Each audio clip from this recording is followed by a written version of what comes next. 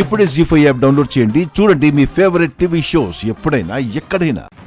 ఈ యాదమ్మ మీ నాన్నకు కావాల్సినవన్నీ చూసుకుంటుంది. తను ఈ రూమ్లోనే ఉంటుంది. ఉంటే ఉండమను, లేదంటే నచ్చిన చోటికి పొమ్మను. మీరు మాట్లాడడం అయిపోతే ఈ మూట ముళ్ళు తీసుకుని బయలుదేరండి. ఆగు, నా బుక్స్. కావ్య, కావ్య.